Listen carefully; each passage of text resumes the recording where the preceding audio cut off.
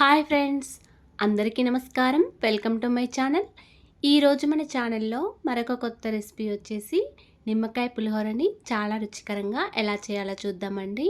ఇలా చేసిన పులిహోర అయితే పర్ఫెక్ట్ టేస్టీతో చాలా బాగుంటుందండి. మీరు కూడా ఇలా ఒకసారి ట్రై చేసి చూడండి. అలాగే ఫ్రెండ్స్, మా ఛానల్ని ఇంతవరకు సబ్స్క్రైబ్ చేసుకోకపోతే సబ్స్క్రైబ్ చేసుకోండి అండ్ లైక్ చేయండి, షేర్ చేయండి. ప్లీజ్ సపోర్ట్ చేయండి. ఎంతో కమ్మగా ఉండే ఈ నిమ్మకాయ పులిహోరని ఇప్పుడు ఎలా చేయాలో చూద్దామండి. పులిహోర చేయడానికి ముందుగా ఒక కుక్కర్ తీసుకొని ఇందులోకి ఒక 2.5 గ్లాసుల వరకు బియ్యం వేసుకోవాలండి. నేనైతే ఇక్కడ ఒక 700 గ్రామ్స్ వరకు బియ్యం వేసుకున్నాను.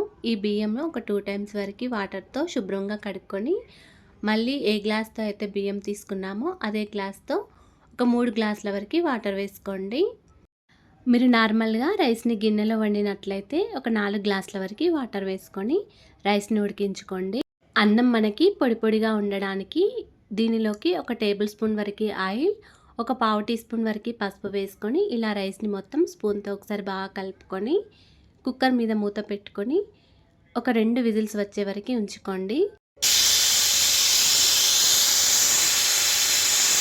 2 విజిల్స్ వచ్చే వరకు ఉంచుకొని స్టవ్ ఆఫ్ చేసుకోండి. ఇప్పుడు మనం లెమన్ రైస్ కోసం నిమ్మకాయలు వచ్చేసి ఒక 8 వరకు మీడియం సైజ్ నిమ్మకాయలు తీసుకున్నానండి. ఇలా నిమ్మకాయలను కట్ చేసుకొని నిమ్మరసం తీసుకోవాలి. మీరు కావాలనుకుంటే నిమ్మరసం పిండే దాంతోటైనా ఇలా నిమ్మరసం తీసుకొని మరొక దానిలో వడపోసుకోండి. ఈ నిమ్మరసం పక్కకు పెట్టుకోవాలండి.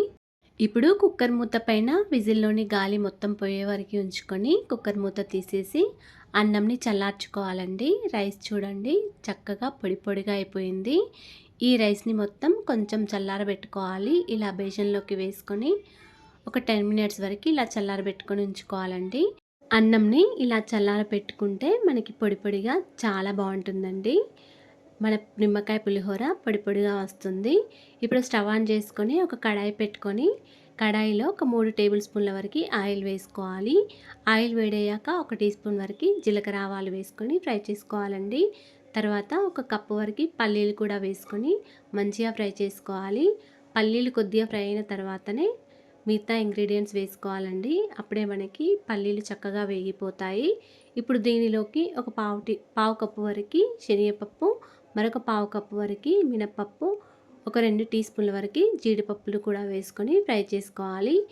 మీ దగ్గర జీడిపప్పు లేకుండా స్కిప్ చేయొచ్చండి. పల్లీలు, మినపప్పు, శనగపప్పు అన్నీ మంచిగా ఫ్రై అయిన తర్వాత ఈ కలర్ వచ్చే వరకు ఫ్రై చేసుకోవాలండి. మంచిగా ఫ్రై చేసుకుంటేనే మనకి లెమన్ రైస్ చాలా రుచికరంగా ఉంటుంది. తినేటప్పుడు పచ్చి పచ్చిగా ఉండకుండా చాలా బాగుంటుంది.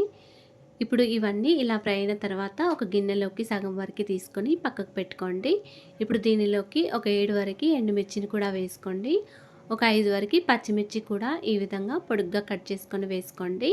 ఇలా పచ్చిమిర్చి వేసిన తర్వాత ఒక 2 మినిట్స్ వరకు ఇలా మూత పెట్టుకొని ఒకసారి బాగా కలుపుకోండి పోపుని మొత్తం. తర్వాత ఇందులోకి ఒక 3-4 రెమ్మల వరకు కరివేపాకును కూడా వేసుకొని పోపుని మొత్తం ఒకసారి బాగా కలుపుకోండి. దీనిలోకి కొంచెం ఇంగువ కూడా వేసుకోండి.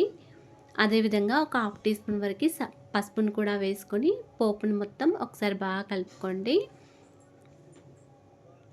ఈ నిమ్మకాయ పులిహోరలో మనం పోపు అనేది ఎంత చక్కగా వేసుకుంటామో నిమ్మకాయ పులిహోర కూడా చాలా రుచికరంగా ఉంటుందండి.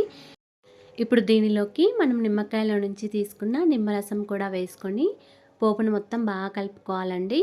ఇలా నిమ్మరసం పోపులో ఫ్రై చేసుకుంటే నిమ్మకాయ పులిహోర చాలా రుచికరంగా ఉంటుంది. ఈ పోపు మొత్తం కొంచెం దగ్గరగా అయ్యే వరకు ఉంచుకోవాలి. తర్వాత దీనిలోకి ఒక హాఫ్ టీ స్పూన్ వరకు సాల్ట్ని కూడా వేసుకొని ఒకసారి బాగా కలుపుకొని పక్కకు పెట్టుకోవాలండి. స్టవ్ ఆఫ్ చేసుకోండి. ఇప్పుడు మనం చల్లారబెట్టుకున్న రైస్లోకి ఒక హాఫ్ టీ స్పూన్ వరకు సాల్ట్ను వేసుకోండి. మీ రుచికి తగ్గట్టు సాల్ట్ను వేసుకొని రైస్ని మొత్తం ఒకసారి బాగా కలుపుకోండి. రైస్లోకి సాల్ట్ మొత్తం కలిసే విధంగా అన్నంని మొత్తం ఒకసారి బాగా కలుపుకోండి.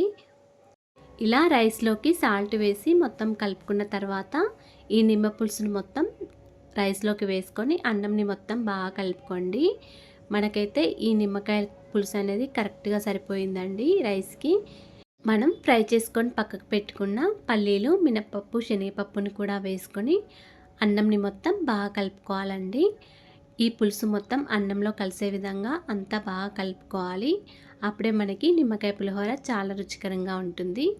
ఇలా పల్లీలు, నువ్వులు, మినపప్పు పక్కకు పెట్టుకోవడం వల్ల మనకి క్రంచీగా చాలా బాగుంటాయండి. పోపులో వేయకుండా ఇలా పక్కకు పెట్టుకొని వేసుకోవాలి. మనం తినేటప్పుడు క్రిస్పీగా చాలా బాగా అనిపిస్తాయి. ఇలా నిమ్మ పులుసు మొత్తం అన్నంకి పట్టించిన తర్వాత మీకేమైనా సాల్ట్ తక్కువగా అనిపిస్తే మరి కొంచెం సాల్ట్ వేసుకొని ఒకసారి బాగా కలుపుకోండి. అంతేనండి, ఎంతో సింపుల్గా చేసుకునే లెమన్ రైస్ రెడీ అయిపోయింది. మీరు కూడా ఇలా ఒకసారి ట్రై చేసి చూడండి. మనం తీసుకున్న నిమ్మకాయలు ఈ రైస్కి అయితే కరెక్ట్గా సరిపోయాయండి. ఈ లెమన్ రైస్ అయితే చాలా రుచికరంగా ఉందండి. ఇది దేవునికి ప్రసాదంగాను ఉదయం బ్రేక్ఫాస్ట్లోకైనా తినేయొచ్చండి. మీరు కూడా ఇలా ఒకసారి ట్రై చేసి చూడండి. ఈ వీడియో కనుక నచ్చినట్లయితే ఒక లైక్ చేయండి అండ్ షేర్ చేయండి. మా ఛానల్ని సబ్స్క్రైబ్ చేసుకోండి. Thanks for watching. ధన్యవాదములు.